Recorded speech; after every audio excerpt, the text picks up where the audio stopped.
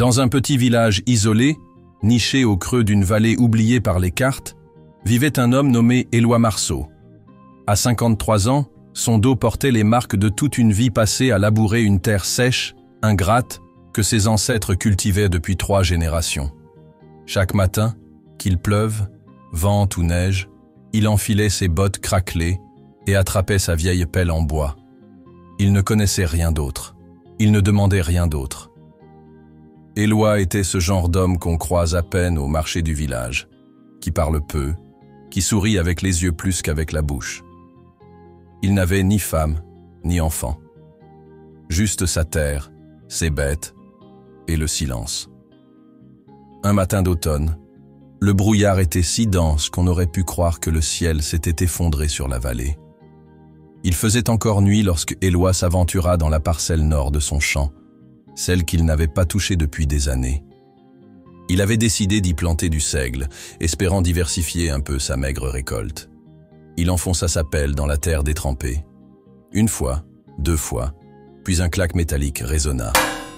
Intrigué, il creusa autour et découvrit une boîte, rouillée mais intacte. Il l'exhuma doucement, la posa sur l'herbe. Elle semblait lourde, très lourde. Ses mains tremblaient un peu lorsqu'il ouvrit le couvercle. À l'intérieur, des lingots d'or. 8, parfaitement rangés, brillants, réels. Éloi n'en revenait pas. Il les toucha, les pesa, les reposa. Il regarda autour de lui comme si quelqu'un allait surgir du brouillard pour lui reprendre ce trésor. Mais il était seul, et riche, très riche. Les jours suivants, il cessa de travailler. Il passa plus de temps enfermé dans sa maison, les volets tirés. Il ne parlait plus aux autres villageois. Il ne venait plus au marché. Même les cloches de l'église ne le faisaient plus sortir. Mais le secret, même bien caché, a une odeur. Et cette odeur-là attira les vautours. Un matin, un homme en costume sombre frappa à sa porte. Il se présenta comme notaire, mais Éloi ne l'avait jamais vu.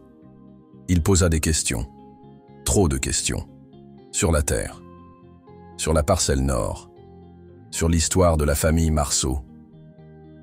1 semaine plus tard, 2 autres hommes vinrent, plus jeunes, moins polis. L'un d'eux portait un blouson de cuir, l'autre une fine cicatrice sur la joue. Ils ne posèrent pas de questions. Ils regardèrent autour. L'un d'eux cracha par terre. Puis ils repartirent sans un mot. Éloi sentit une peur sourde s'installer. Il décida de déplacer les lingots. Il les cacha sous les lattes de son plancher, puis dans la grange, puis sous l'auge des porcs. Chaque nuit, il changeait leur cachette. Il dormait à peine. Ses yeux se creusaient, son visage se tendait. L'or le brûlait. Mais ce qu'il ignorait, c'est que la nouvelle avait franchi les limites du village. Un bruit, un soupçon, un secret mal gardé. Un soir d'hiver, alors que la neige tombait à gros flocons, on entendit des cris venant de la maison Marceau. Des cris, puis des coups, puis plus rien. Le lendemain matin, un voisin inquiet força la porte. Il trouva Éloi, étendu sur le sol de sa cuisine, la tête fendue, ses mains couvertes de sang. Tout avait été retourné, les planchers soulevés, les murs éventrés, les auges renversées. Il n'y avait plus rien. Pas un lingot, pas un sou.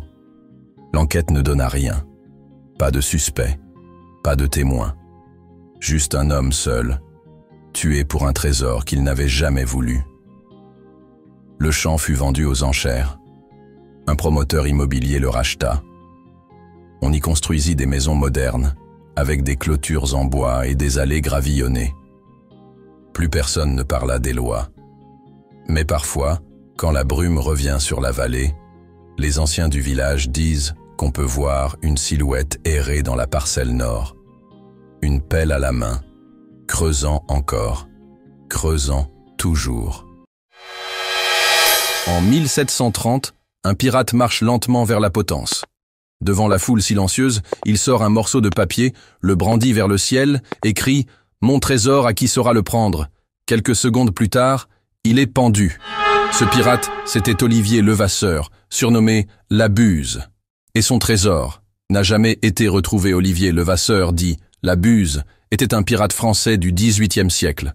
Redouté dans l'océan Indien, il avait la réputation d'être rapide, rusé et sans pitié. D'où son surnom, la Buse, comme l'oiseau de proie qui fond sur sa cible.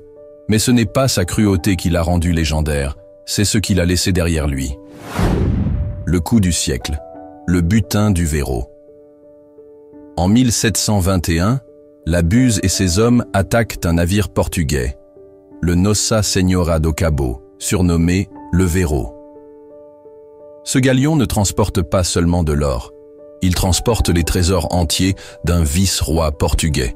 Pièces, bijoux, diamants, croix d'or massives, objets religieux incrustés d'émeraudes.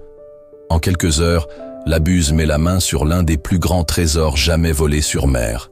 Sa valeur actuelle, plus de 4 milliards d'euros.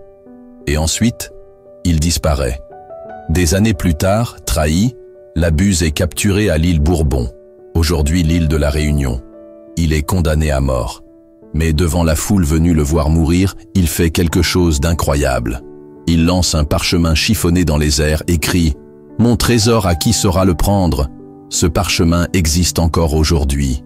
Il est crypté, presque illisible, rempli de symboles, d'anciennes langues, de codes kabbalistiques, et personne ne l'a encore vraiment déchiffré.